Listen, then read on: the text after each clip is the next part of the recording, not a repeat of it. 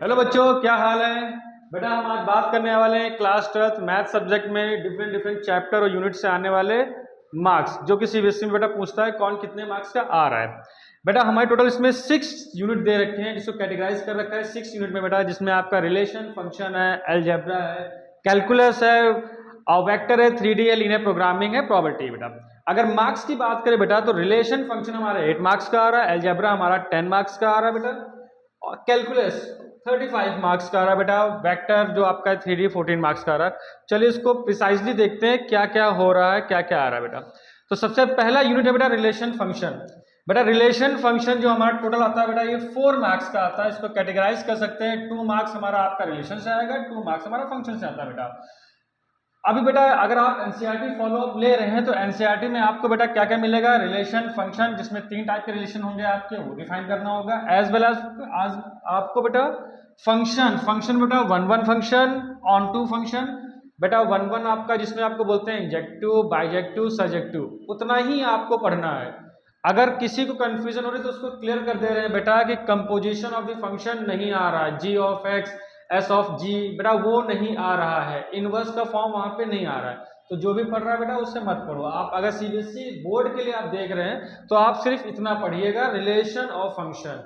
आप उसमें composition of the function मत पढ़िएगा, वो नहीं आ रहा बेटा। चलिए नेक्स्ट हम लोग देखते हैं बेटा आपका आईटीएफ। आईटीएफ बेटा आपका कितना मार्क्स का आ रहा है बेटा, ये आपका आ रहा है 4 मार्क्स का। ठीक है बेटा। देन थर्ड जो हमारा है मैट्रिक्स है, सेकेंड यूनिट का पार्ट है बेटा मैट्रिक्स। मैट्रिक्स के 2 पार्ट है बेटा, अलजेब्रा के 2 पार्ट है बाबू, एक है मैट्रिक्स, दूसरा है डिटरमिनेंट। टोटल ये 10 मार्क्स का आ रहा है। अब बात को समझते हैं बेटा कि आप कोशिश करिएगा कि आप मैक्स टू मैक्स जून तक बेटा आप अपने 2 यूनिट खत्म कर लीजिएगा।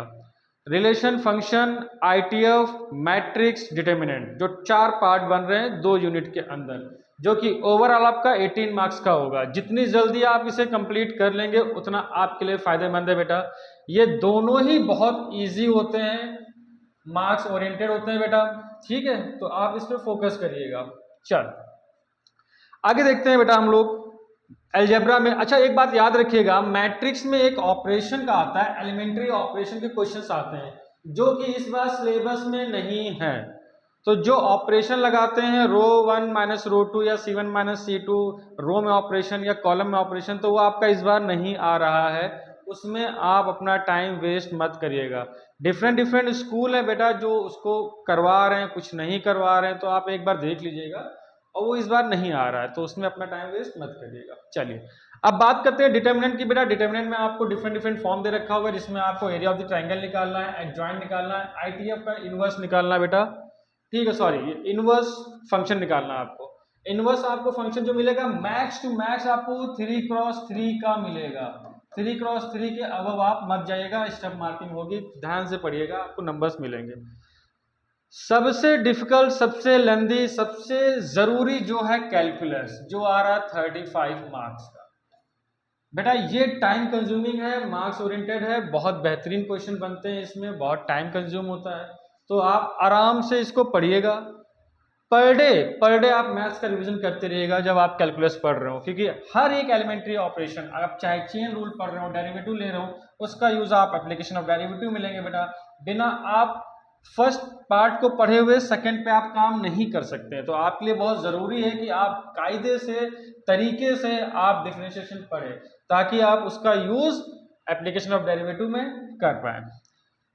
थर्ड हमारा है बेटा इंटीग्रेशन। इंटीग्रेशन बेटा जो आपका आ रहा है वो भी बेटा बहुत नेक्स्ट लेवल का आ रहा है। अब ये मैथ्स जो कि वो हाई लेवल की है, सिंपल क्वेश्चन नहीं बनेंगे, सब हार्ड क्वेश्चन बनेंगे। तो आपका इंटीग्रेशन भी बहुत जरूरी होने वाला है।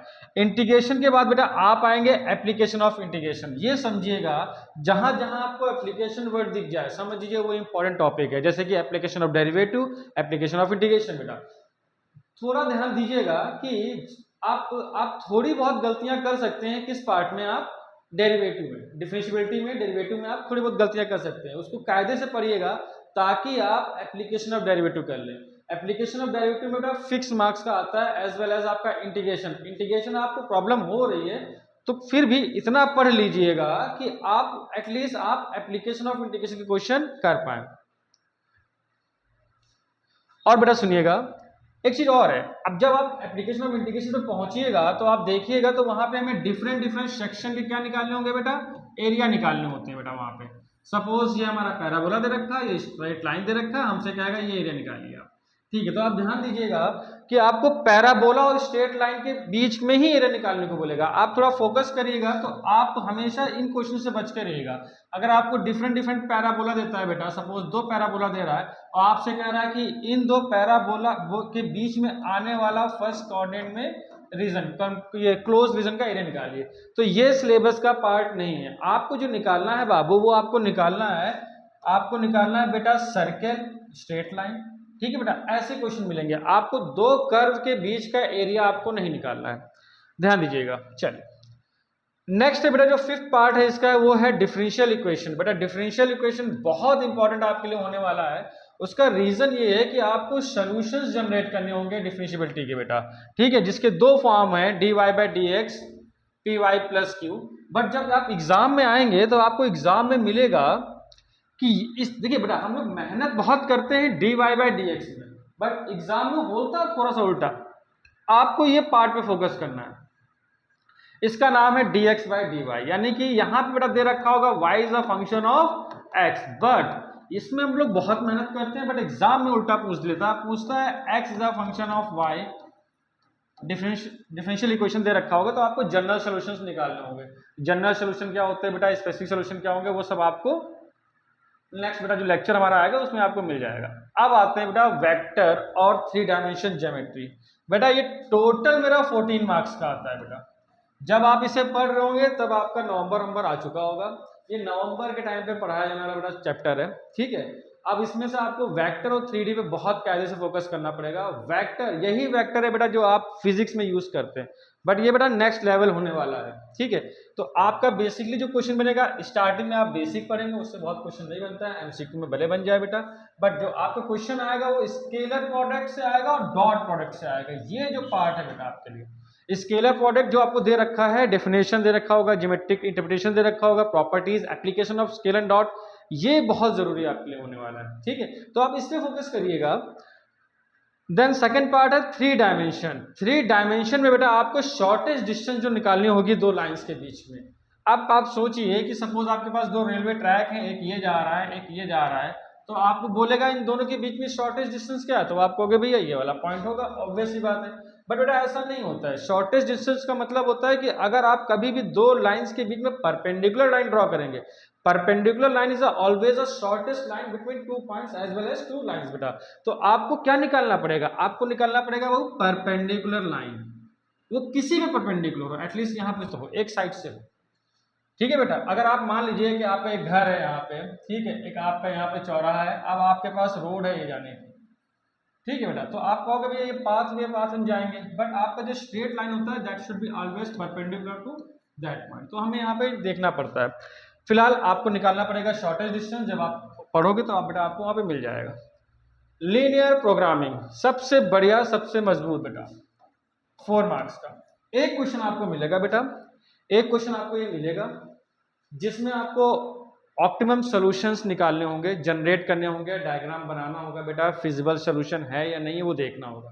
तो आप ये पूरा चैप्टर पढ़ोगे सिर्फ और सिर्फ एक क्वेश्चन को सॉल्व करने के लिए। हालांकि उस एक क्वेश्चन में आपको डिफरेंट डिफरेंट ऑप्शंस दे रखा होगा, 4-5 ऑप्शंस दे रखा होगा। ठीक बेटा, तो आपको उसमें देखना पड़ेगा कैसे क्या है। नेक्स्ट है जो सबसे लास्ट है और सबसे प्यारा है, मेरा सबसे प्यारा है, वो है प्रोबेबिलिटी। बेटा ये प्रोबेबिलिटी आपकी क्लास 10th वाली प्रोबेबिलिटी नहीं है, बच्चे वाली प्रोबेबिलिटी बिल्कुल नहीं है, ये नेक्स्ट लेवल कंडीशनल प्रोबेबिलिटी होगा बेटा, जितना आप सोच सकते हैं उससे भी आगे। तो बेटा कंडीशनल प्रोबेबिलिटी जो हम पढ़ने वाले हैं वो 8 मार्क्स की आएगी। ये 2 फॉर्म में जनरेट होगी बेटा आपकी, ध्यान दीजिएगा, 2 फॉर्म में होगी, 4+4 के फॉर्म में। एक जो हमारा होगा जिसमें हमें ये आपका मल्टीप्लिकेशन रूल से हमारे आंसर आएंगे, ये बेटा आपको 4 मार्क्स से जनरेट कराएगा। ठीक है, और दूसरा जो बेटा आपका आएगा वो बेटा आपका आएगा बेयस थ्योरम से। सबसे जरूरी, जैसे मैंने आपसे बेटा बताया कि आप लीनियर प्रोग्रामिंग पढ़ेंगे तो आपका ये ऑप्टिमम फिजिबल सॉल्यूशन जो आता है बेटा वो 4 मार्क्स का, वैसे ही बेटा आपका प्रोबेबिलिटी में जब आएंगे तो बेयस थ्योरम बेटा बहुत जरूरी है 4 मार्क्स। ठीक है बेटा, तो आप कुछ बातें समझ लीजिएगा। अगर आपको पास होना है तो कुछ सेलेक्टेड टॉपिक होते हैं उन्हें पढ़ना होता है, अगर आपको टॉप करना है तो आपने पूरे सिलेबस को कैटेगराइज कर लीजिए।